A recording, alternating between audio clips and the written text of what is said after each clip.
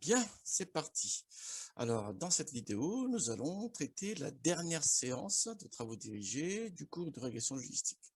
Je fais un petit rappel encore une fois, hein. C'est la 8e fois que je fais le rappel, mais c'est pas grave. Alors, je faisais un cours de régression logistique. Dans ce cadre-là, comme dans tous mes enseignements, de toute manière, j'avais mis en ligne tous mes supports. Voilà, j'avais écrit un livre à l'époque lors de la préparation de ce cours, ensuite tous mes supports. Et maintenant, j'ai arrêté ce cours-là. Je fais toujours un cours de direction logistique, mais plus tourné machine learning cette fois-ci, vraiment tourné vers la performance prédictive. Dans ce cours ici que je suis en train de traiter, en revanche, j'étais plutôt sur un axe plutôt statistique, très statistique même, où il est toujours question de performance prédictive, mais il est aussi beaucoup question de l'interprétation des coefficients, de l'interprétation des résultats et de la lecture justement de l'impact des variables explicatives sur la variable cible. Voilà. Très bien. Alors, je ne fais plus ce cours-là, du coup, j'ai mis en ligne, comme tous les enseignements que j'arrête, comme quand je fais plus un enseignement, je mets en ligne tous mes travaux dirigés avec les corrigés, comme ça peut servir à d'autres personnes, moi ça me convient très bien, et je suis en train de traiter au fur et à mesure, donc les différentes vidéos, hein, on les voit ici, chaque séance, donc sur chaque séance, il y avait la fiche de TD, il y avait les données, j'avais mis les corrections sous forme de code R parce que j'utilise principalement R dans ce cours-ci, et maintenant que je sais faire des vidéos, du coup, j'ai mis aussi la correction sous forme de vidéo commentée. Voilà, enfin, de corriger, commenter sous forme de vidéo. Voilà, c'est ce qu'on peut voir ici, hein. Donc j'avais mis les différents éléments. Très bien.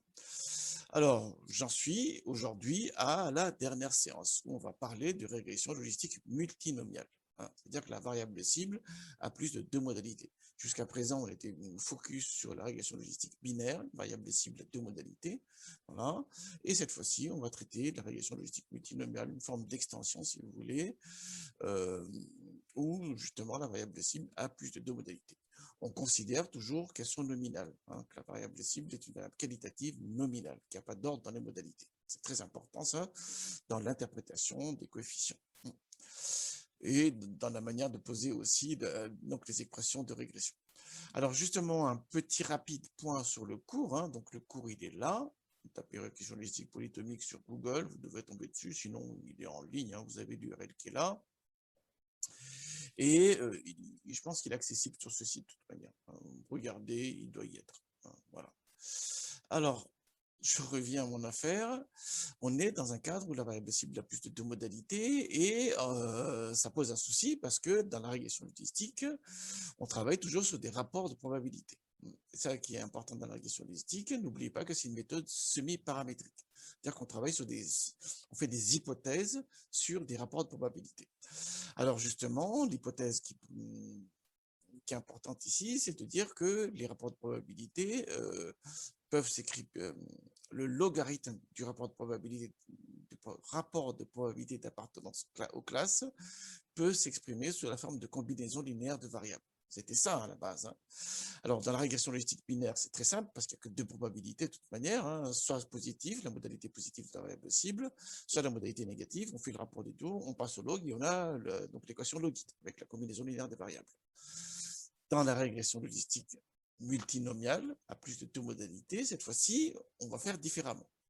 Alors, comment ça se passe? Tout simplement, on peut voir dans ce cours-ci ce qui se passe. Donc, j'explique la vraisemblance, à optimiser, ainsi de suite. Hein. Ce qui est important, c'est ici. C'est qu'en réalité, ce qui se passe, c'est qu'on prend une des modalités de la variable cible comme modalité de référence et on va calculer, on va définir comme logit le ratio, le logarithme du ratio de la probabilité d'appartenance de chacune des classes sur cette modalité donc par rapport à la probabilité d'appartenance de cette modalité de référence.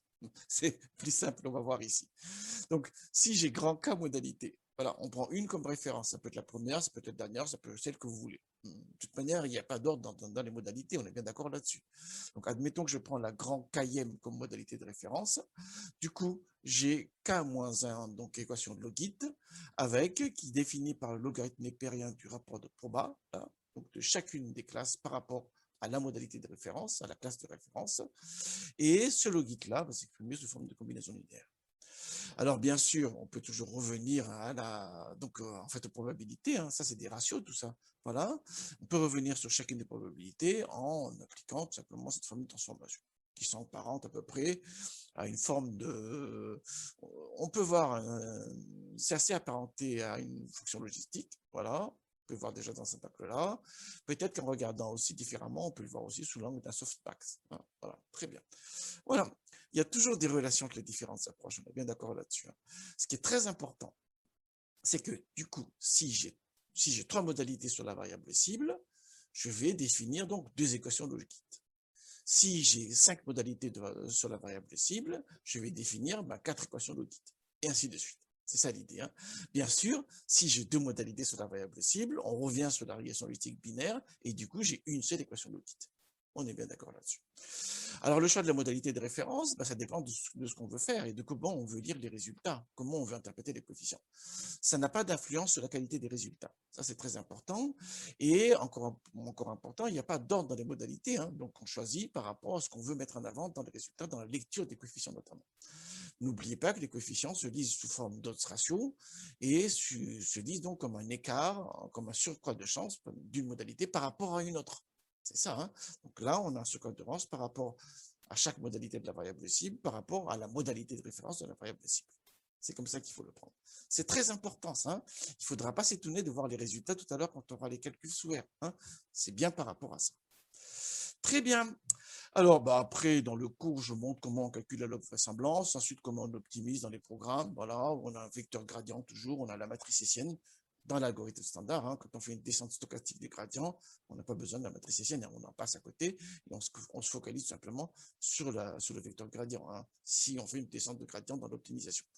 Typiquement, c'est ce qu'on va voir avec le libéré qu'on va utiliser sous R, entre autres NNNet, hein, qui en fait se base sur un algorithme tout simplement de perceptron. Hein. Il utilise un algorithme de perceptron, voilà, tout simplement pour résoudre un problème de régression logistique. Parce que le chemin du perceptron à une régression logistique, il n'est pas si loin que ça. Hein. Le chemin est très court en réalité, et on peut très bien utiliser cela. Alors, en revanche, cette matrice-là est importante quand on veut calculer les variances-convariances des coefficients. Donc, on peut les calculer après coup. Soit il intervient dans les calculs dans l'optimisation de la log vraisemblance directement. Il y a des algorithmes qui le font, hein, et des logiciels qui le font, c'est ce qui est fait dans Tanagra typiquement. Soit on fait sans, en utilisant une descente de gradient, on se focalise uniquement sur le vecteur gradient, et c'est après coup qu'on calcule parce que les formules, on peut l'avoir sans problème. La formule, elle est relativement simple. Elle paraît complexe, mais en fait, elle n'est pas si complexe que ça. Ce qui intervient, c'est les probabilités d'appartenance aux classes, et ensuite, c'est le descripteur. C'est le descripteur simplement.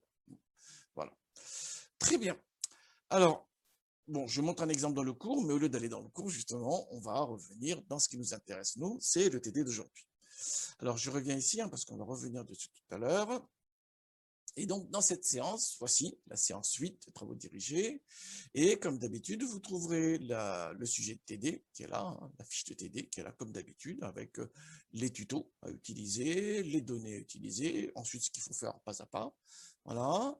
On a les données là, et les données qu'on va utiliser, c'est waveform, c'est des ondes de Breman, enfin, qui étaient décrites dans le livre de Breman, Friedman, Olsen et Stone, hein, de 84. Voilà, et on peut avoir une description en ligne. Le gros intérêt de cette base-là, c'est que c'est une base qui a été générée pour faire des expérimentations. Donc, potentiellement, on a des données infinies en réalité. C'est ça qui est intéressant. Donc, je peux générer autant que je veux. Alors, pour voir la qualité des différentes méthodes, on peut moduler. Hein, voilà. Donc là, typiquement, dans mon expérimentation, j'en mets énormément en test et j'en mets peu en apprentissage pour voir la capacité de l'algorithme à extraire les informations pertinentes. Voilà, ça c'est un élément important. Hein. Encore une fois, hein, c'est une base synthétique, c'est une base artificielle. Donc, je génère autant que je veux selon ce que je veux montrer. Donc là, j'ai un échantillon test qui est nettement plus grand par rapport à l'échantillon d'apprentissage. Hein. Les données sont là, voilà. Et on le voit bien, hein, sur l'apprentissage, j'ai combien d'observations? J'ai 500 observations, et sur le test, j'en ai 5000. Alors, je vois déjà les « Oh, c'est pas ce qu'on nous a dit en cours, on nous a dit 2 tiers, 1 tiers, 70%, 30%, vous n'êtes pas du tout dans ces normes-là. » Mais c'est une base artificielle, donc j'en génère ce que je veux, hein, par rapport à ce que je veux montrer. Et là, typiquement, je veux avoir une estimation relativement fiable des performances en test. C'est pour ça que j'en mets beaucoup en test. Hein. J'utilise le générateur de nombres aléatoires, enfin, le générateur de base qui est disponible, qu'on peut trouver sur Internet. Hein. Vous trouvez facilement sur Internet, entre autres sur le livre auquel a participé Friedman par la suite. Hein. Alors, apprentissage, j'en ai mis 500. Voilà, ça, c'est un premier élément. Autre élément important, sur la base de niveau originelle, on a 21 observations. Et moi, en réalité, j'en ai enlevé une partie. Tout simplement parce que je connais le résultat, c'est une base ultra connue, je sais déjà ce qui se passe dedans. Donc, j'ai pris que les variables qui sont les plus intéressantes, les plus pertinentes, voilà, pour faciliter la lecture des résultats. Sinon, vous avez 21 variables fois 2 équations, parce que la variable cible, il y a 3 modalités, hein, A, B et C, il y a 3 modalités de variable cible. Et donc, vous avez 21 fois 2, 42 coefficients à regarder, à lire. Pourquoi pas, hein, mais ce n'est pas le lieu ici. On est sur un travail dirigé, on essaie de comprendre ce qu'il y a derrière les méthodes, en les mettant en relation avec les résultats fournis par les logiciels. Il ne s'agit pas d'embrouiller les étudiants avec toute une multitude de résultats qui arrivent dans tous les sens. C'est pour ça. Hein. Donc, j'ai simplifié la base. C'est important, ça, hein, ce préambule-là, parce que on me dit, ah, c'est une base connue, c'est pourquoi il n'y a pas 21 variables, pourquoi il y a ci, pourquoi il y a ça. Non, non. J'ai pris la base, je l'ai tournée pour que la démonstration soit plus parlante par rapport au travail dirigé qu'on est en train de faire. C'est ça l'intérêt. Et c'est ça qui est important. Hein, c'est ça qui est important. Pas être par rapport à une norme de je ne sais pas quoi. Très bien. Alors, donc, il y a le cours, il y a le livre, bien sûr, tout à fait. Hein. Donc, dans ce livre-ci, j'avais écrit un chapitre principalement sur la régression logistique multinomiale, qui est là. Elle est dans la partie 3 ici. Alors, j'avais pour projet de faire pour la variable dépendante qui est à plusieurs modalités et qui est ordinale, et j'ai jamais pu le faire. J'ai jamais pu le faire. Et après, il y a tout un tas de trucs à faire et tout ça. Et voilà. Un jour, peut-être, quand j'aurai un peu plus de tranquillité, il faut que je finisse hein, ces 2 chapitres-là de la partie 4. Il faut que je le finisse. Mais bon, là, pour le coup, j'avais pas trop le temps. Après, je suis passé à autre chose. Il y a tout un tas de choses à gérer tout le temps. Et voilà. Bon, très bien. Mais j'oublie pas. J'oublie jamais rien. Je suis parfois dans la détente, mais je n'oublie jamais rien. Alors, dernier élément, à la fin, on va comparer les performances du modèle avec un arbre de décision. Alors, ce qui est important, c'est que ce qui est intéressant, c'est que les résultats, on les a dans le livre de Breman, Friedman, Olsen et Stone. Hein. Donc, vous regardez le livre Carte de Breman et regardez dedans la description des résultats parce qu'il a fait l'expérimentation aussi. Il a comparé différentes méthodes, les méthodes linéaires et les méthodes à base d'arbres avec échantillons d'apprentissage test à peu près dans les normes de ce qu'on a fait ici, dans le cadre de ce qu'on a fait ici, et ça permettra de voir aussi. Hein. C'est important toujours de regarder ce qu'on fait par rapport à ce qui est disponible dans la littérature. Hein. Une fois que j'ai dit ça, voilà, on va pouvoir commencer. Et bien sûr, j'avais préparé ici, tac, et tac, le notebook Sware. Alors, comme d'habitude, hein, voilà, j'ai fait File, New File et Air Notebook. Voilà, Notebook, comme ça, on a une sortie HTML et en live. Donc, on peut voir directement les résultats. Autre élément important, j'ai fait un essai avant de faire la vidéo. J'ai même fait plusieurs fois la vidéo, figurez-vous. Donc là, maintenant, je vois très bien ce qu'il faut dire.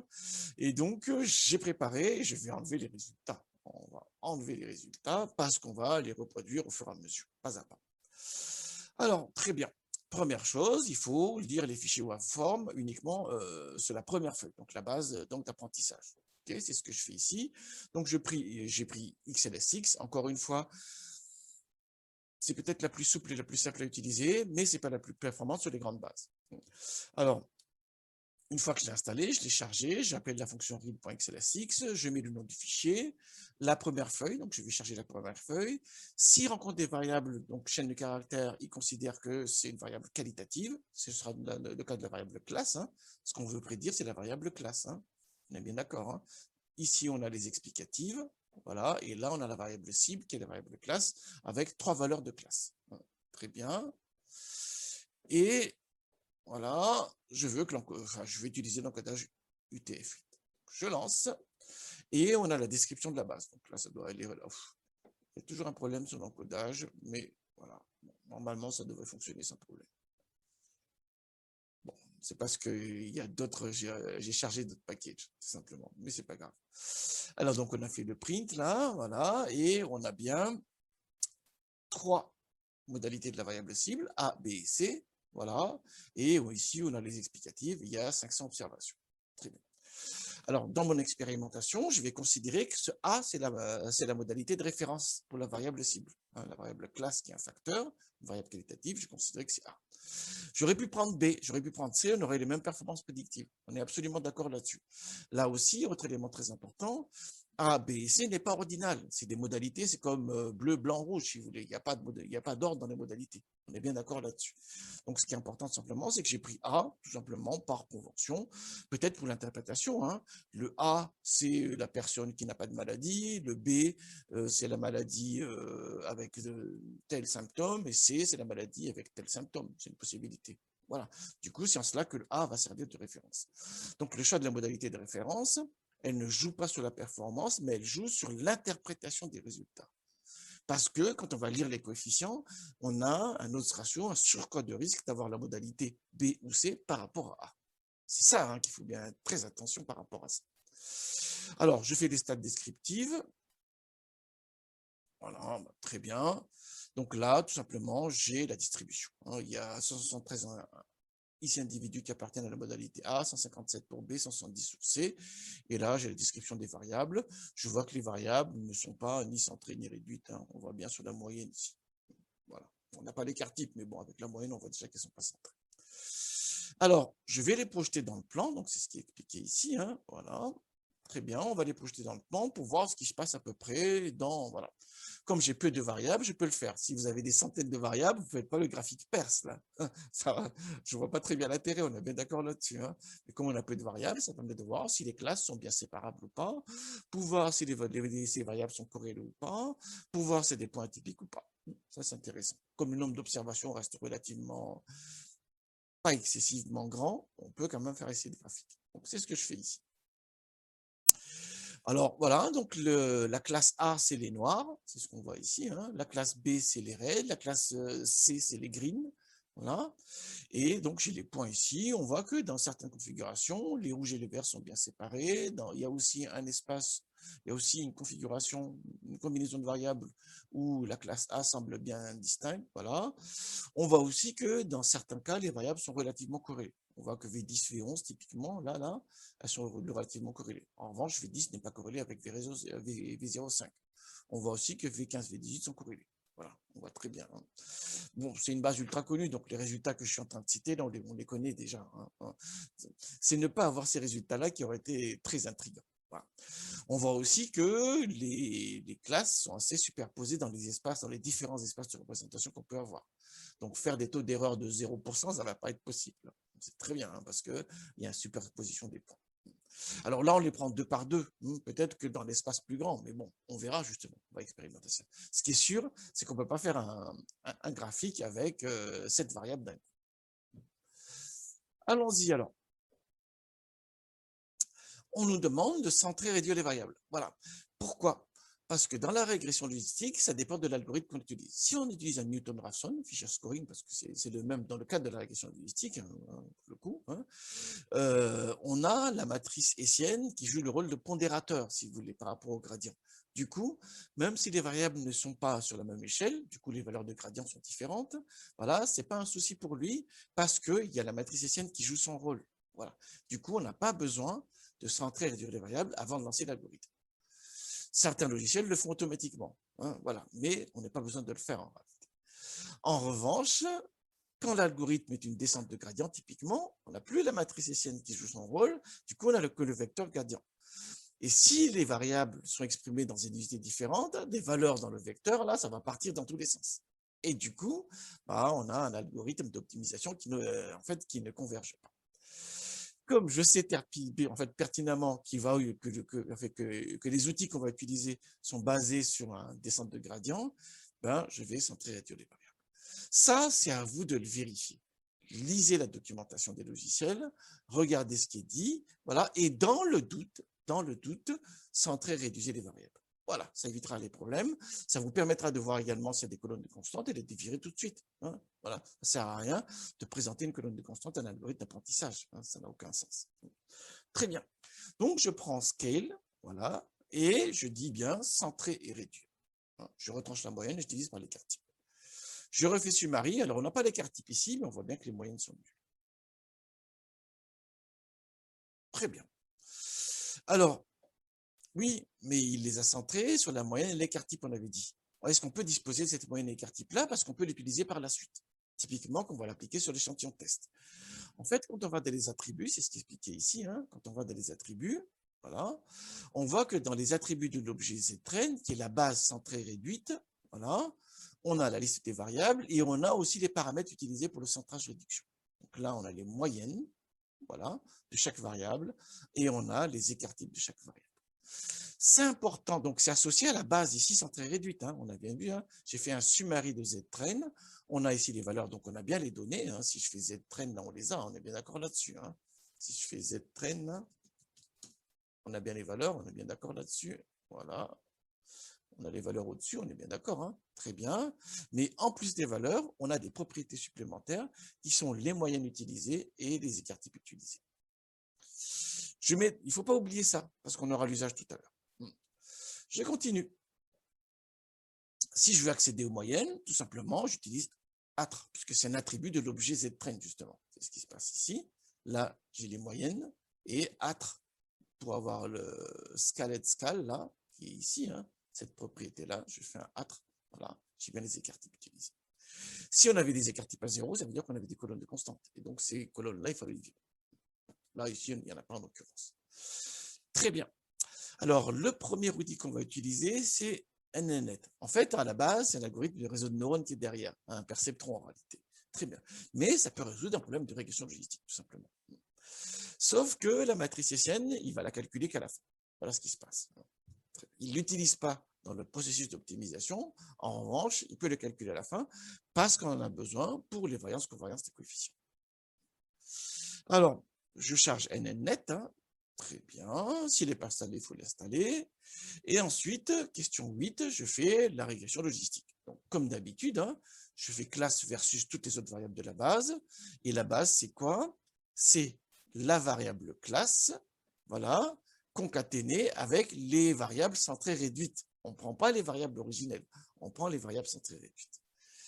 Très bien. Alors, il lance les calculs, voilà, il montre l'algorithme, le déroulement de l'algorithme pour minimiser la déviance, hein, voilà, et il a déjà convergé. Et maintenant, par défaut dans NNet, la modalité de référence, c'est la première dans l'ordre alphabétique. Donc, il a pris A comme modalité de référence, et du coup, il a créé le logit de B par rapport à A et de C par rapport à A. Voilà, on a la constante là, et on a les coefficients des variables.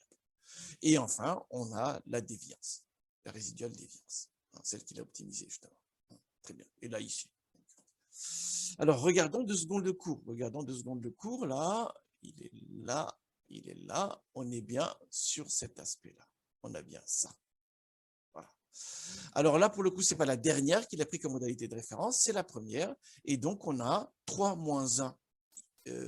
Donc, logit, équation logit, et c'est bien ce qu'on a là. Une pour le B par rapport à A, et une pour le C par rapport à A. C'est pour ça que le A n'apparaît pas. On est bien d'accord là-dessus. Hein, c'est pour ça que le A n'apparaît pas. Parce que là aussi, pareil, je me rappelle bien des TD que je faisais. Il dit, mais il est où le A, la modalité A, on ne la trouve pas. Ben non, parce qu'en réalité, il crée le gap par rapport à A. Hein, c'est le gap par rapport à A qu'on modélise. Hein. Dans la régression logistique, c'est les rapports de probabilité qu'on modélise, d'appartenance aux classes, qu'on passe au logarithme, et du coup, on considère que, voilà, ils suivent une forme linéaire, une forme de combinaison linéaire. Je continue. Alors, quelles sont les propriétés de l'objet? Attribut sert énormément. Hein. Ça, c'est un des cours que j'apprécie beaucoup dans la programmation R. Je fais un cours de programmation R. Et bon, les étudiants ont une certaine idée de R, mais ils ne se rendent pas compte qu'en fait, R, on peut faire beaucoup de choses très intéressantes. Entre autres, faire de la programmation objet en réalité. Alors, il y a objet sous R, on est bien d'accord là-dessus. Hein. L'objet S3, ben, c'est quand même un peu spécial pour l'informaticien que je suis, mais on peut, loin, il y a les classes RC, tout un tas de choses très intéressantes. Hein. Voilà. En tous les cas, ce qui est sûr, c'est que on peut faire de la programmation objet sous R, avec parfois des raccourcis, mais bon, à Rome, on fait comme les Romains. Hein. C'est ça qui est important de bien voir. Alors, j'affiche les attributs. Très bien, voilà une série d'attributs encore une fois, on voit la déviance, ainsi de suite. Si je fais le summary, j'ai un autre type d'objet, voilà. Hein. On voit que si je fais summary, on a des éléments supplémentaires, on a toujours les coefficients des équations logit, et on a les écarts types des coefficients. Voilà. Donc, si on peut faire des tests, par exemple, test de Wald, hein, mais en fait basé sur la normalité asymptotique, ou les intervalles de confiance, ou tout ce qui peut avoir un rapport avec l'inférence statistique, on peut très bien le faire ici. On est bien d'accord là-dessus. Bien. Alors là, de nouveau, j'affiche les attributs, voilà, et on a tout un tas de choses intéressantes. Entre autres, on a les tableaux des coefficients. Les coefficients des équations logiques. Deux en l'occurrence, parce qu'on a trois modalités dans la variable de cible classe. C'est ce que j'affiche ici. Voilà. Et si je regarde les dimensions, donc c'est bien une matrice qu'on a, et si on regarde les dimensions, voilà. Non, non, ça fait suffisamment longtemps que j'ai fait la vidéo, là, je ne vais pas m'arrêter pour la refaire. Donc, je continue. Donc, là, on a le tableau de coefficients, donc je peux le manipuler comme je le souhaite, hein, comme d'habitude, hein, voilà, pour calculer, par exemple, les intervalles de confiance ou tout ce qu'on souhaite faire.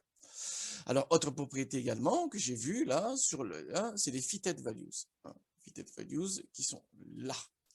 Alors, qu'est-ce qu'il y a dedans? On va voir ce qu'il y a dedans. On a les probabilités d'appartenance aux classes.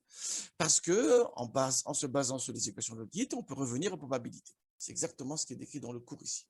Vous avez bien vu, hein? Là, c'est pour chaque modalité. Voilà, on peut tout simplement calculer. Ici, on passe à l'exponentielle logite. Voilà, et on le normalise par 1 plus la somme des logites calculées. Très bien. Et pour avoir la probabilité de la modalité de référence, on calcule simplement en différence, parce qu'on sait que la somme des probas fait 1. Donc on calcule le complémentaire à 1 de la somme des probabilités des autres classes. C'est bien ce qui se passe ici. Vous avez bien vu. Hein, voilà. Bien, bah voilà. Et lui, il le fournit directement. Alors, si je calcule, donc je vais reprendre ici, hein, voilà, si je regarde, voilà, il y a 500 lignes et 3 colonnes. Pourquoi? Parce que j'ai 3 classes, A, B et C, et j'ai 500 observations. Très bien. Ensuite, si je calcule la somme par ligne, je dois avoir 1. On est bien d'accord là-dessus. C'est ce qui est demandé ici. Voilà. Très bien. Je fais... C'est ce qui est demandé ici. Et oui. Alors, ce qu'on a ici, 1, 2, 3, 4, 5, c'est les numéros d'individus. Ça monte jusqu'à 500. Et la somme par ligne, ça fait bien 1. C'est ce qu'on peut voir ici. Très bien. Alors, quand même, bon, c'est une chose quand c'est fourni par le logiciel, hein, c'en est une autre quand on le vérifie nous-mêmes. Hein. Ça, c'est ça l'idée, en fait. Hein. Donc, on va essayer de reproduire ce calcul-là pour voir si vraiment je suis capable de le faire correctement.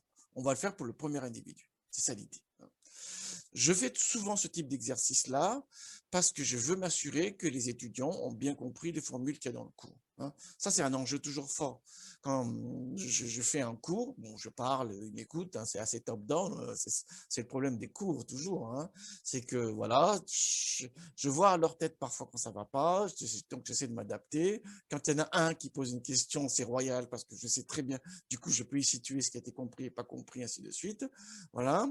Mais quand même, dans les travaux dirigés, il faut qu'on s'assure que les éléments du cours, entre autres les formules, ont été comprises. Les formules en elles-mêmes ne sont pas importantes. Ce qui est important, c'est le principe qu'il y a derrière les formules.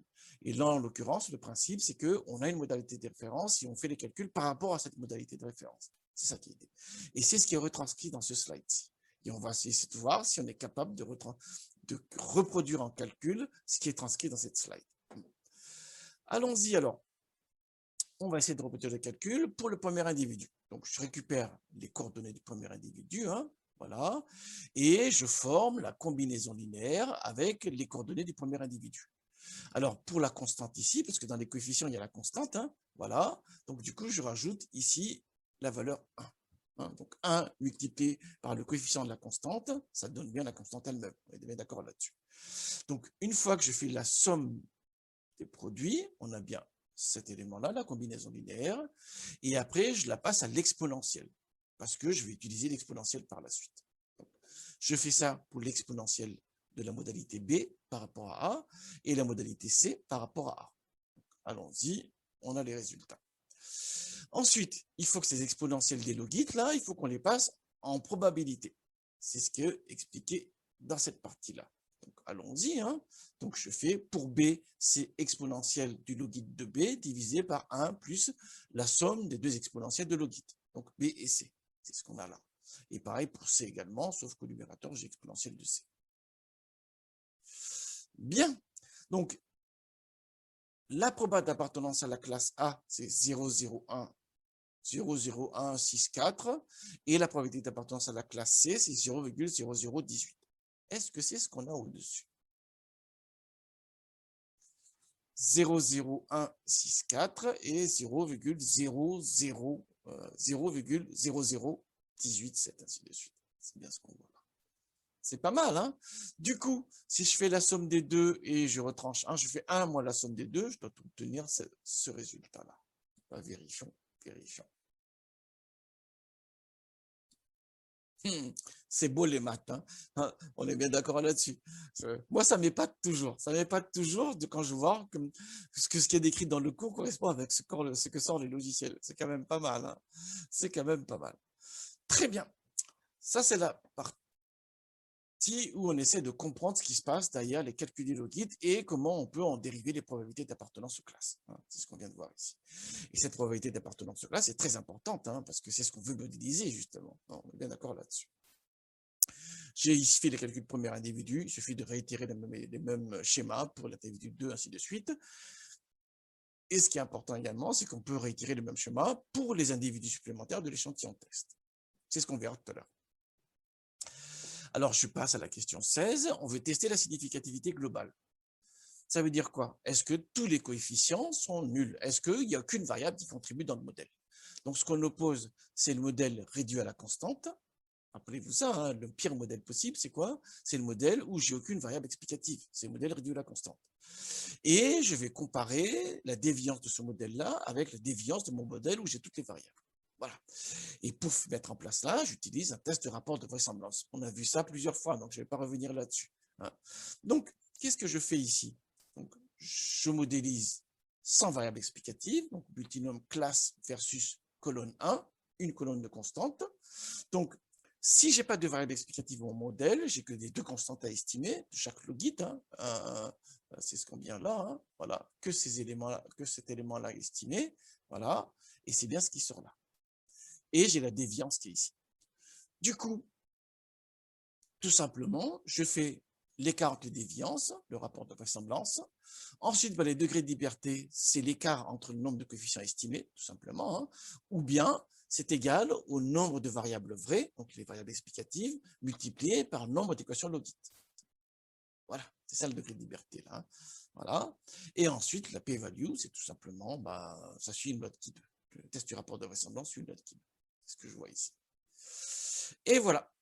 Et donc, j'ai la stade de test, j'ai le degré de liberté, oui, parce qu'il y a 7 variables, il y a 2 équations logiques, 2 fois 7, 14, on est bien d'accord là-dessus. Voilà, c'est une autre manière d'avoir le même résultat. Et les p-value, et si on fait un test à 5%, la p-value est très petite. Voilà. Donc, on rejette l'hypothèse nulle, et l'hypothèse nulle, c'est j'ai aucune variable qui contribue dans le modèle. Voilà. Très bien, excellent. Maintenant, on veut tester la pertinence de chaque variable. Ça, c'est plus compliqué, ça. Pourquoi? Parce que j'ai plusieurs équations logit. Voilà. Donc, si on veut tester la pertinence d'une variable, il faut vérifier si les coefficients de la variable sont nuls dans les différentes équations logit. C'est ça l'intérêt. Hein. N'oublions pas que c'est un gap par rapport à la modalité de référence. Donc, il faut tester si sur B par rapport à A, le coefficient de la variable est égal à 0, et pour C par rapport à A, le coefficient de la variable est égal à 0. Alors, on a les covariances. Donc, on peut faire le test, en fait. Hein. C'est ce qui est expliqué dans le cours, ici. Hein. Par là, c'est ce qui explique dans le cours. Mais là, demander ça aux étudiants, c'est possible. Hein. De toute manière, ils sont là pour s'exercer, donc c'est tout à fait possible. Mais en réalité, il y a une deuxième méthode. C'est tout simplement, je fais le test de rapport de vraisemblance. Je prends le modèle avec toutes les variables. Je prends donc le modèle sans la variable que je veux tester. Voilà. Et ensuite, je compare les deux déviances. Et le degré de liberté, c'est le nombre d'équations logit, parce que j'ai une variable à enlever. Hein, donc, c'est 1 fois le nombre d'équations logit. Voilà, tout simplement. En l'occurrence, c'est nul pour tous, c'est tout le temps 2, parce qu'on a 2 équations logit. C'est ce que je fais ici. Donc, la question 17 est tester la pertinence de chaque variable, c'est-à-dire tester la nullité simultanée de son coefficient, des coefficients de la variable dans l'ensemble des équations logit. Voilà, et tout simplement, ce que je mets en place, c'est j'avais fait la régression avec l'ensemble des variables. Là, je fais la régression sans la variable que je vais tester, la variable numéro j, hein, donc moins j. C'est ça l'idée. Hein. Moins j, c'est-à-dire que sans la variable j. Et ensuite, je compare les déviances des deux modèles avec l'ensemble des variables et sans la variable numéro j. Ensuite, je déclare ici le degré de liberté, c'est le nombre d'équations logit tout simplement. Hein, voilà. Et ensuite, j'affiche les résultats ici. Voilà. et on verra quelles sont les variables pertinentes ou pas. Alors, pour V05, là, c'est la statistique de test. Voilà, là, c'est les degrés de liberté. Ce sera tout le temps 2 les degrés de liberté. Et là, on a le p-value. Donc, on voit, si on fait un test à 5%, on voit que la V05 contribue significativement. C'est pareil pour V07, c'est pareil pour V10, c'est pareil pour V11, c'est pareil pour V12, c'est pareil pour V15. Et c'est pareil pour V18. Voilà.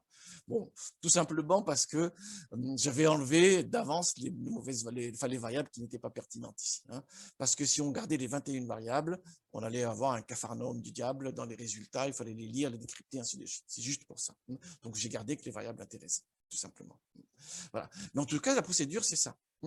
Donc, si je veux tester la contribution d'une variable dans une régression logistique multinomiale, voilà, il y a 2 approches possibles. Soit je me base sur la test de Wald, mais il faut utiliser donc la matrice de variance-covariance.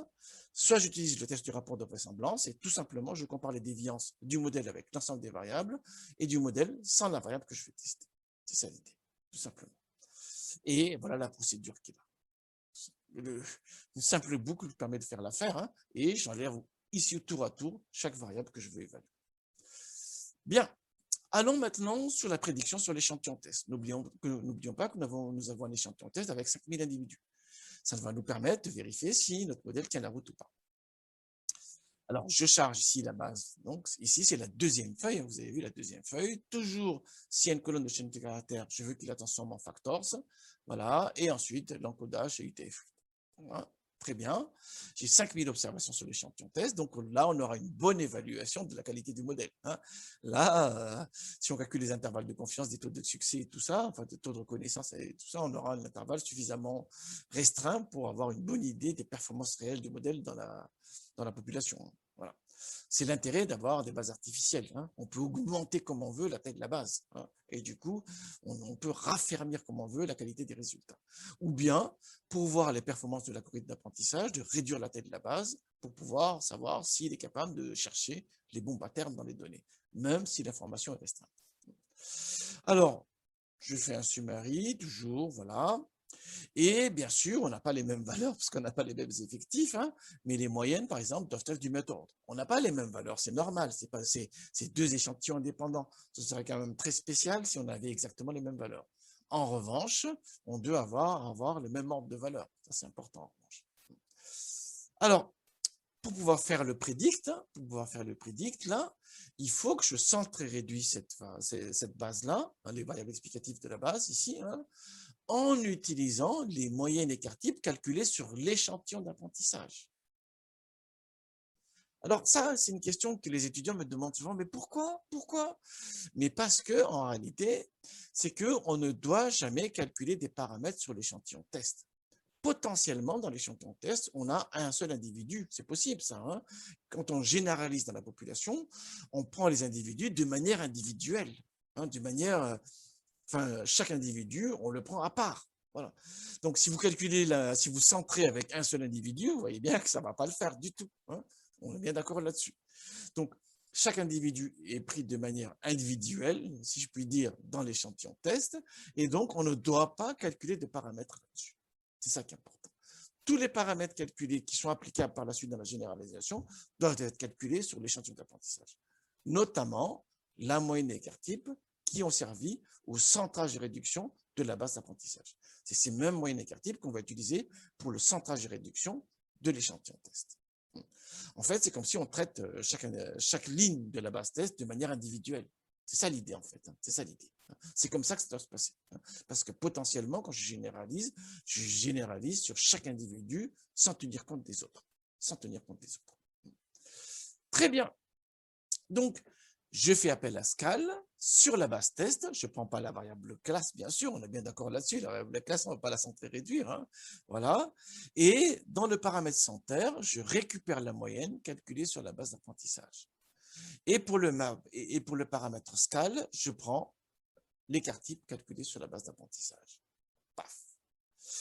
Alors, bien sûr, quand je fais summary, bien sûr, bah, la moyenne n'est pas égale à 0 forcément, bien sûr, hein, mais on est bien d'accord là-dessus, hein, parce que je centre avec les moyennes calculées sur une autre base. Donc, les moyennes, là, ça fait pas 0. Ça pourrait faire 0, mais c'est une super chance. D'ailleurs, quand c'est une super chance comme ça, méfiez-vous, hein, peut-être qu'il y a une mauvaise manip quelque part. Mais c'est tout à fait normal qu'on n'ait pas 0 ici, sur des moyennes calculées sur la base test. Hein. On est bien d'accord là-dessus, parce que les moyennes qu'on a utilisées ont été calculées sur la base d'apprentissage. Si c'est égal à 0, pourquoi pas, hein, mais vérifiez tout le temps vos calculs. Quand vous avez des résultats trop beaux, ou trop bizarres, ou trop spécifiques, ou trop particuliers, revérifiez les calculs. Hein. Et ça fait partie des choses qu'il faut tout le temps... en fait, c'est des réflexes acquis qu'on a avec l'expérience. Moi, typiquement, tout de suite, je fais summary, je regarde la moyenne. Voilà. Et je regarde ce qui se passe. Est-ce que c'est conforme avec l'idée que je me suis fait quand j'ai lancé la commande? C'est ça toujours. Hein. Je veux faire quoi? J'obtiens quoi? Et est-ce que c'est conforme ou pas? Est-ce qu'il y a une bizarrerie ou pas? C'est toujours ça la bonne démarche. Très bien. Alors, ici, on fait la prédiction, voilà, et on affiche la distribution des prédictions. Voilà, hein. Je fais un prédict de mon modèle, voilà, sur la base test des variables transformées, voilà, et je veux avoir les classes d'appartenance, hein, A, B ou C. Une fois que j'ai ça, je vérifie le nombre de prédictions A, B et C. C'est ce qui se passe ici, voilà. Donc les prédictions A, c'est 1655, et B, 1721, C, 1624. Est-ce que c'est à juste titre? Je ne sais pas, justement. C'est ce qu'on va vérifier après avec la matrice de confusion. Alors, c'est ce qu'on fait ici. Hein. Je calcule la matrice de confusion et je l'affiche. Hein. Donc, en ligne, c'est les classes observées. En colonne, c'est les classes prédites. Et sur la diagonale, j'ai des bonnes prédictions. Ici, 143, c'est les observations qui ont été classées A et qui appartiennent en réalité à la classe B. Et les 189, ceux qui sont prédits A et qui appartiennent en réalité à la classe C. Voilà, ainsi de suite. Alors, le taux de reconnaissance, c'est quoi? C'est le taux de succès, hein, c'est la proportion des individus bien classés.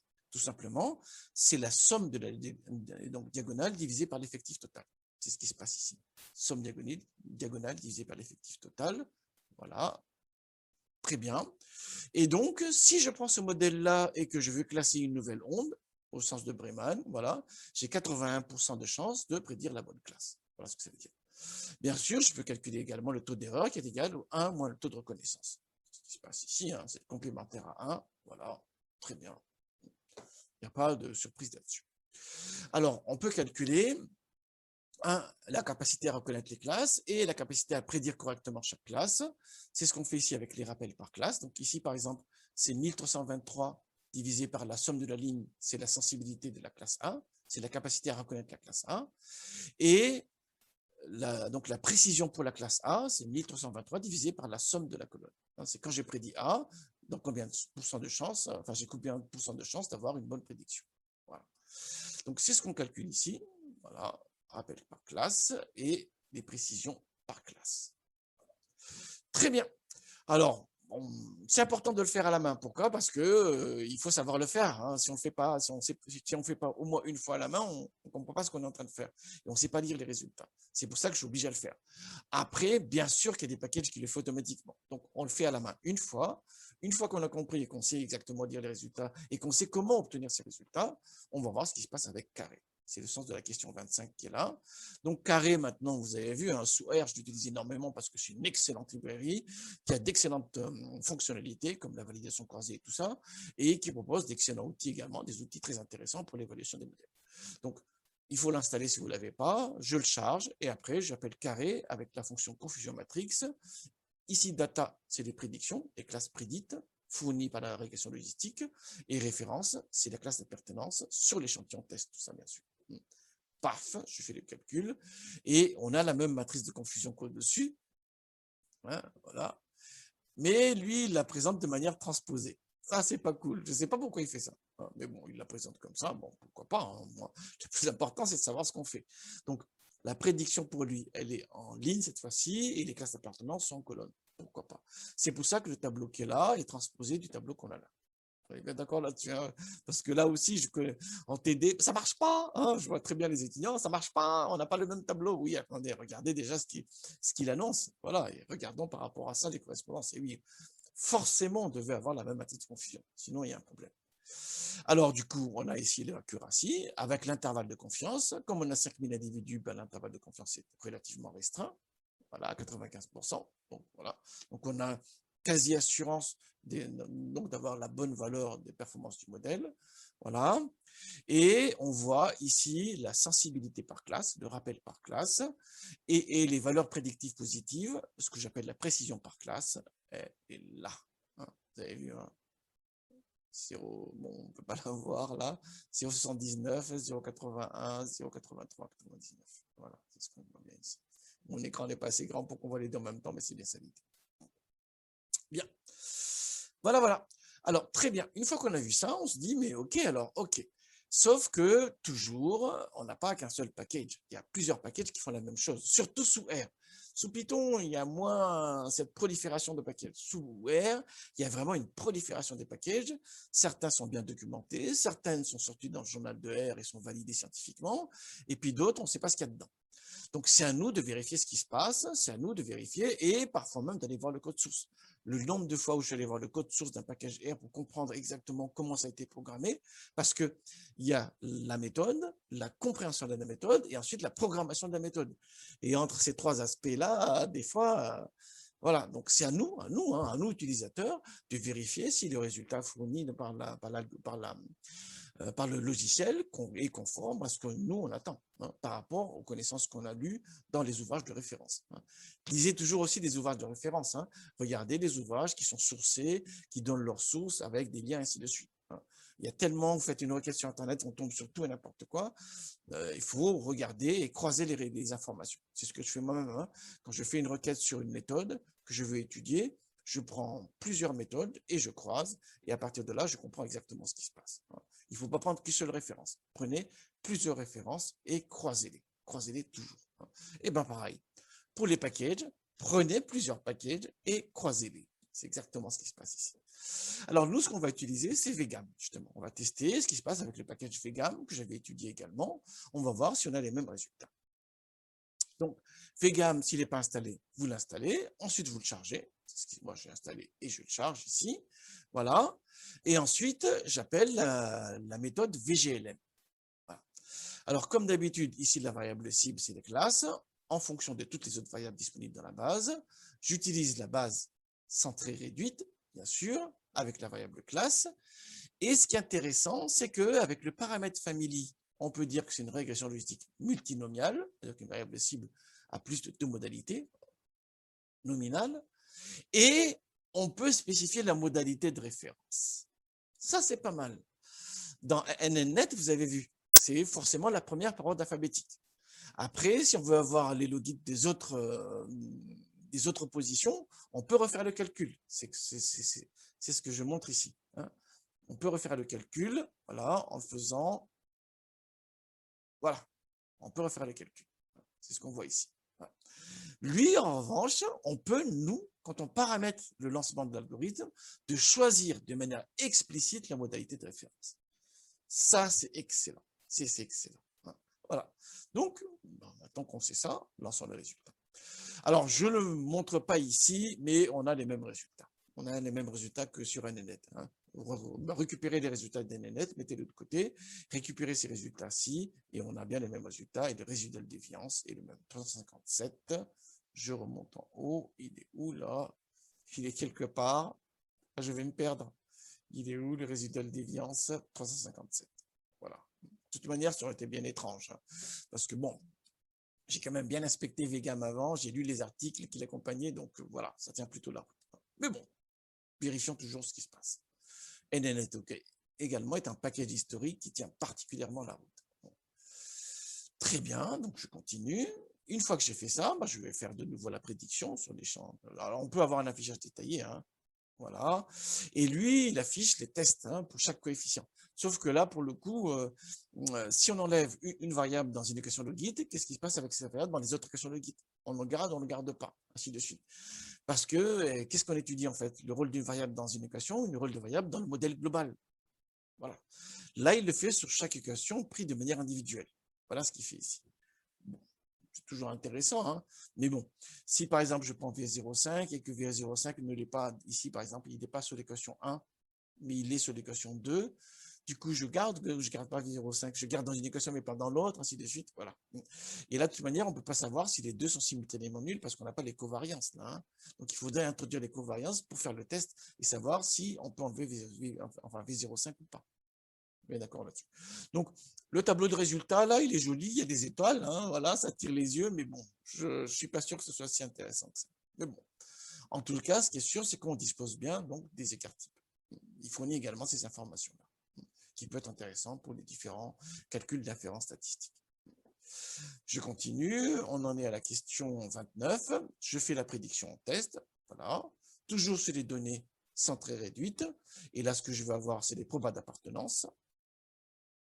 Donc, lui, il ne fournit pas la classe attribuée, il fournit des probas d'appartenance sur l'échantillon test ici, parce que j'ai appliqué sur l'échantillon test là. Donc, nous, il faut qu'on dise que la prédiction pour l'individu numéro 1 à partir de ce résultat là, hein, le prêt du VGLM là, si je fais son DIM, prêt de VGLM, voilà, il y a 5000 lignes et 3 colonnes. Alors, si je prends le premier individu, là, ici, la probabilité d'appartenir à la classe A, c'est 0,73, classe B, 0,001, voilà, classe C, 0,26.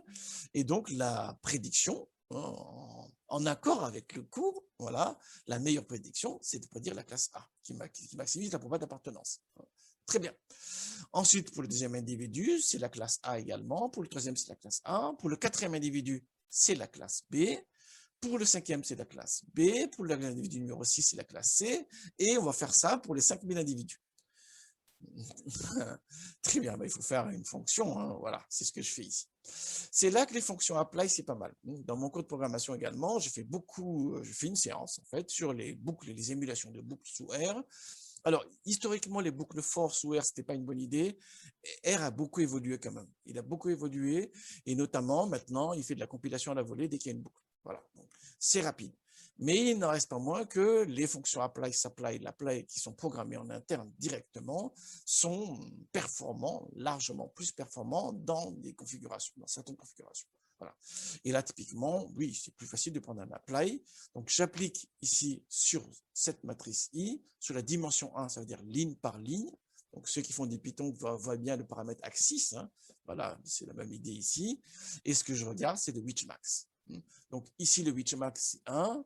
Pour le 2, c'est 1. Pour le 3, c'est 1. Le Widthmax, ici, le 4, c'est 2, ainsi de suite. Hein. Voilà, c'est l'indice du max. C'est le numéro, si vous voulez. Là, c'est le numéro 1, 1, 1. Là, c'est le numéro 2, 2 et 3. Voilà. Et ensuite, quand j'ai les numéros du maximum, je vais le convertir en A, B et C avec la commande qui est devant. Et je transforme le vecteur en factor. Voilà. C'est pas mal, hein. Moi, j'avoue que j'apprécie beaucoup R pour ça. Parce que c'est bien, c'est jouissif de taper une ligne de commande qui faut tout, voilà, mais c'est aussi dangereux parce qu'il faut comprendre exactement ce qui se passe. Mais bon, une fois qu'on connaît bien R, on peut faire des choses réellement faramineuses avec quelques lignes de code. Et c'est extrêmement intéressant. Voilà les prédictions, donc c'est tout à fait conforme à ce qu'on lit là, hein, sauf qu'il l'a fait maintenant sur les 5000 individus. Voilà. Donc, si je regarde le nombre de prédictions par classe, on a les prédictions par classe là, et après, de nouveau, je fais la confusion matrix qui est avec de carré, hein, confusion matrix, et on a exactement la même code dessus. Vérifiez vous-même, hein, on a exactement la même matrice de confusion. Très bien. Donc, on peut faire de la régression logistique avec NNNet, si je commençais à faire ça, la régression logistique multinomiale, hein, voilà.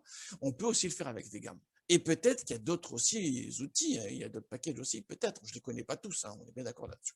Ce qui est sûr en tous les cas, c'est qu'à chaque fois que vous prenez un package, c'est à vous hein, de vérifier que tout est correct. Très bien. Alors, pour avoir une idée de nos performances, on va comparer les résultats avec un arbre de décision. Alors, quand les étudiants sont en Master 2, ils connaissent les arbres de décision, on est bien d'accord là-dessus, c'est ce que je fais en Master 1 pour au cas où on aurait oublié. De toute manière, ceux qui font des cours data mining, ils le font même plus tôt que le Master 1. Mais bon, en Master 1, généralement, c'est un cours que je fais moi, je reviens sur les bases parce qu'il y a plein d'informations que les étudiants ne voient pas dans les arbres.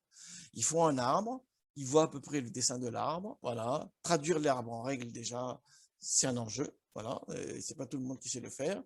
Et surtout, il y a un élément sur lequel on passe toujours à côté dans les arbres, c'est le rôle respectif des différentes variables. Hein, voilà. Et ça, c'est très important parce que parfois, il y a des variables qui apparaissent dans l'arbre ou qui n'apparaissent pas. Et ces variables qui n'apparaissent pas, il faut avoir une idée de ce qu'elles jouent, du rôle qu'elles peuvent jouer. Dans la régression logistique, je mets les variables, je mets telle ou telle variable, elles apparaissent dans le modèle forcément. Dans un arbre de décision, je présente des variables, ils en pensent certaines et pas d'autres. Qu'est-ce qui se passe avec ces autres variables-là? Ça veut dire qu'elles servent à rien ou pas? Voilà. Et dans les variables non sélectionnées, il y a deux statuts possibles. Soit elles servent à rien parce qu'elles ne sont pas pertinentes par rapport à la variable cible, soit elles étaient pertinentes mais redondantes par rapport à celles qui sont sélectionnées. Et du coup, elles sont évacuées par rapport à ça. Voilà. C'est ce que j'explique dans mon cours sur les arbres, parce que généralement, on ne voit pas ça. On fait print de l'arbre, on fait un dessin graphique avec rpartplot et on s'arrête à ça. Mais non, il y a beaucoup de choses à voir dans un arbre de décision. C'est un outil exploratoire par excellence. Les sous-populations circonscrites par les sommets de l'arbre, c'est aussi un élément très important de compréhension de ce qui se passe dans le modèle qui est traduit par l'arbre de décision. En réalité. Et ça également, on le fait très peu. C'est tout à fait dommage. Alors, bon, on va essayer d'aller plus loin du coup dans la lecture des arbres. Ensuite, on va comparer les performances avec la régression logistique. Voilà, et on va utiliser rpart. Ultra connu, hein, donc je ne vais pas m'attarder là-dessus, il est installé par défaut, donc je le charge.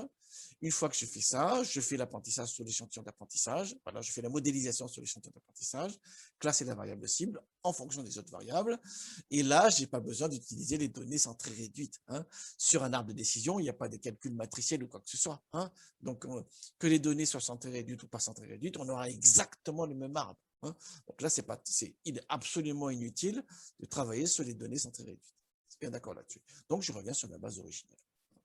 On est bien d'accord là. Donc, c'est pour ça que je le fais ici. Hein.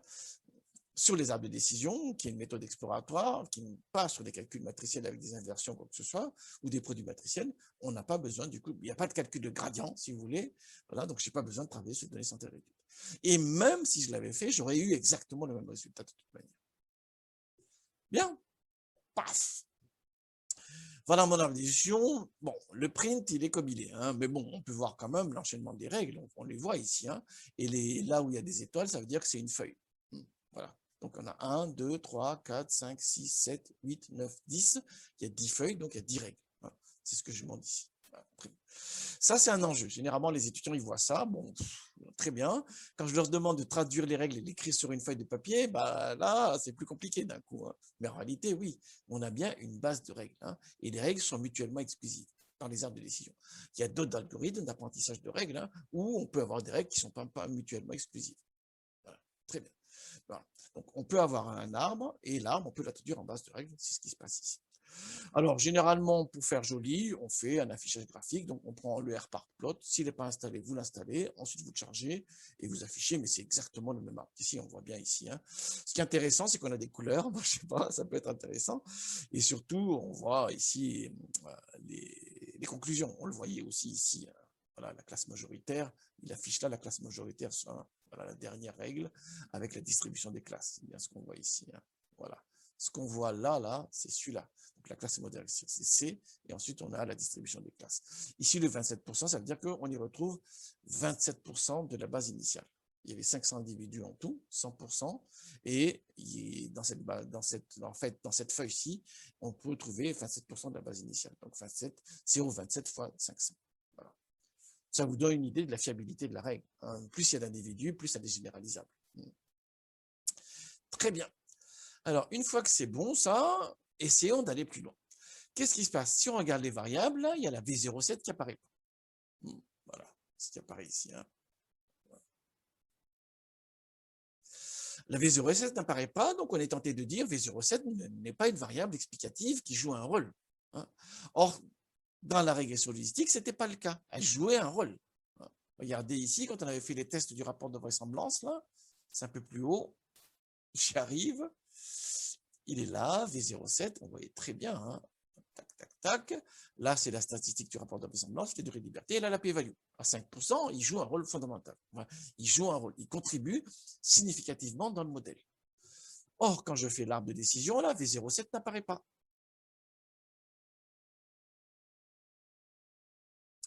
Est-ce à dire que V07 n'a rien à voir avec la variable cible, ou bien dans l'arbre de décision, finalement, elle ne joue pas du tout de rôle parce qu'elle n'est pas pertinente du point de vue des arbres de décision, ou bien, tout simplement, elle est masquée par d'autres variables.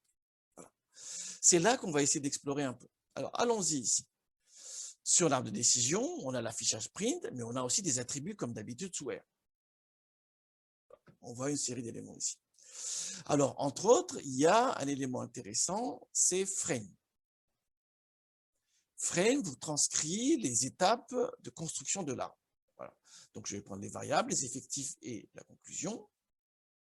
Voilà. Et on voit bien ici les variables de segmentation et l'if quand c'est une feuille. Voilà. Donc, on a dit, donc, sur la première racine, il a utilisé V05, on le voit là. Hein. Voilà, donc elle apparaît ici.